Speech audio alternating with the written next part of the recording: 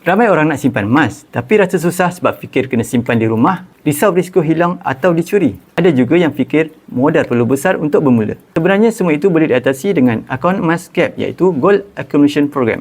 Ia adalah platform simpan emas yang mudah, selamat dan fleksibel. Ia membolehkan kita beli emas sekecil RM100 dan simpan secara percuma dalam akaun emas kita. Mari kita lihat akaun emas Gap. Pertama, modal rendah. Tak perlu tunggu beribu-ribu ringgit baru boleh bermula. RM100 pun dah boleh mula simpan emas. Yang kedua, simpanan selamat. Emas disimpan di peti simpanan public gold yang diaudit dan dilindungi oleh insurans. Tak perlu risau risiko kehilangan di rumah. Yang ketiga, boleh keluarkan emas fizikal bila-bila masa. Kalau nak pegang emas di tangan, kita boleh keluarkan dalam bentuk songkong ataupun dinar. Yang keempat, beli dan jual secara online 24 jam.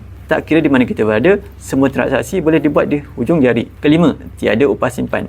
Berbeza dengan kebanyakan tempat simpanan emas yang mengenakan caj tahunan, Gap adalah percuma. Dan yang keenam, tiada had masa. Kita boleh simpan tanpa had masa. Tak perlu fikir nak keluarkan fizikal hingga ke betul-betul bersedia. Ramai yang dah mula menyimpan emas melalui Gap kerana ia sesuai untuk semua peringkat umur dan latar belakang. Paling penting, ia membina tabiat menabung secara konsisten tanpa rasa terbeban. Sangat sesuai untuk mereka yang dah bekerja bertahun-tahun tapi simpanan masih kosong. Bagi yang ingin melakukan tabungan emas bersama Public Gold, boleh klik link profil, daftar secara percuma dan saya akan bimbing anda sebaiknya.